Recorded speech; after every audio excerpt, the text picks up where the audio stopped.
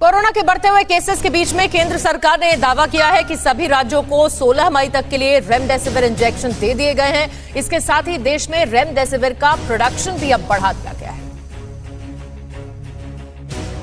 Corona के इलाज में इस्तेमाल की जाने वाली रेमडेसिविर इंजेक्शन की लगातार हो रही कमी के बीच केंद्र सरकार ने राहत की खबर दी है और बताया है कि आने वाले दिनों में इस इंजेक्शन की कोई कमी नहीं रहेगी। सरकार इसके लिए पूरी कोशिश कर रही है। रेमडेसिविर इंजेक्शन को लेकर केंद्रीय रसायन और उर्वरक मंत्री सदानंद गौड़ा ने कहा है कि सभी राज्यों और केंद्र शासित प्रदेशों को 16 मई तक के लिए रेमडेसिविर इंजेक्शन का आवंटन कर दिया गया है। साथ ही उन्होंने बताया है कि सभी प्रदेशों को जरूरतों को देखते हुए रेमडेसिविर इंजेक्शन दिया गया है। रेमडेसिविर इंजेक्शन के उत्पादन क्षमता को बढ़ा दिया गया है। अब हर महीने 1 करोड़ 3 लाख रेमडेसिविर की शीशियां बनेंगी। इससे पहले सिर्फ 30 लाख शीशियां हर महीने तैयार की जा रही थी। रेमडेसिविर की आपूर्ति होती रहेगी ताकि किसी भी मरीज को कोई दिक्कत ना हो। दूसरी तरफ कुछ लोग इस इंजेक्शन की खूब कालाबाजारी भी कर रहे हैं। इसी दौरान इंदौर में पुलिस ने 11 लोगों को गिरफ्तार किया है। ये लोग इंजेक्शन की कमी का फायदा उठाकर मरीजों को महंगे दामों पर रेमडेसिविर बेच रहे थे। पिछले कुछ दिनों में इंदौर में कोरोना के काफी केस बढ़े हैं। ऐसे में वहां रेमडेसिविर इंजेक्शन की काफी डिमांड है। ऑक्सीजन सप्लाई को लेकर दिल्ली से राहत की खबर है। राजधानी में ऑक्सीजन की स्थिति कंट्रोल में आ रही है। केजरीवाल सरकार ने सख्त निर्देश दे दिए हैं कि ऑक्सीजन की कमी से एक भी जान नहीं जानी चाहिए। दिल्ली में ऑक्सीजन सप्लाई को लेकर केंद्र सरकार को सुप्रीम कोर्ट से फटकार क्या लगी। दिल्ली सरकार भी एक्शन में आ गई। शुक्रवार को सीएम आवास पर हुई हाई लेवल मीटिंग में दिल्ली के मुख्यमंत्री अरविंद केजरीवाल ने अधिकारियों को सख्त निर्देश दिए हैं। मुख्यमंत्री ने कहा है कि दिल्ली में अब ऑक्सीजन की स्थिति कंट्रोल में आ रही है।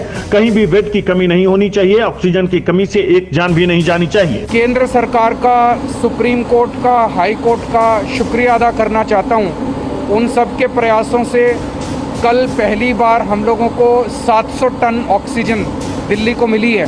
इसके अलावा वैक्सीनेशन को लेकर सीएम केजरीवाल ने कहा है कि अगले 3 महीने में दिल्ली में वैक्सीनेशन ड्राइव खत्म होना चाहिए। इसके लिए डीएम को भी निर्देश दिए गए हैं कि हर रोज 2 या 3 vaccine centre, relief camp, old age home में सरप्राइज विजिट करें। वहीं दिल्ली सरकार ने मीडिया कर्मियों के मुफ्त वैक्सीनेशन का ऐलान किया है। मीडिया कर्मियों को उनके वर्क प्लेस पर टीका लगाया जाएगा। बता दें, दिल्ली में 24 घंटे में कोरोना के लगभग 20,000 मामले सामने आए हैं, जबकि लगभग 350 लोगों की मौत हुई है। वहीं हालातों को देखते हुए आम आदमी पार्टी के सांसद संजय सिंह ने कोविड मरीजों के लिए 20 ऑटो को एम्बुलेंस में तब्दील कर दिया है।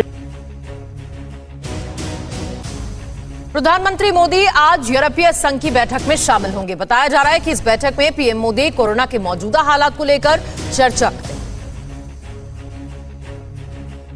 पुर्तगाल के प्रधानमंत्री एंटोनियो कोस्टा की ओर से आयोजित बैठक में पीएम मोदी आज शामिल होंगे। पीएम मोदी वर्चुअल तरीके से इस बैठक में शामिल होंगे। इस बैठक में पीएम मोदी के साथ साथ यूरोपीय संघ के सदस्य राज्यों के राष्ट्राध्यक्ष भी शामिल होंगे। बैठक में कोरोना वायरस के मौजूदा हालात को लेकर बातचीत होगी। सभी शीर्ष नेता कोरोना महामारी से जुड़ी स्वास्थ्य सेवाओं के सहयोग पर विचार देंगे।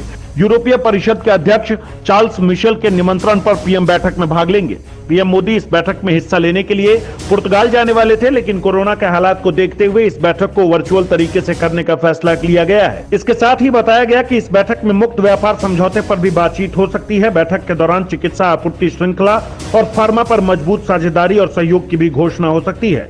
इस बैठक से पहले यूरोपीय संघ ने कहा है कि संकट की स्थिति में पीएम मोदी पर कोरोना वैक्सीन के निर्यात के लिए किसी देश को दबाव नहीं डालना चाहिए। फिलहाल भारत में कोरोना की वजह से हालात काफी गंभीर है और पिछले 3 दिनों से हर दिन 4 लाख से ज्यादा कोरोना के केस सामने आ रहे हैं। वहीं मौत के मामले भी लगातार बढ़ते दिख रहे हैं।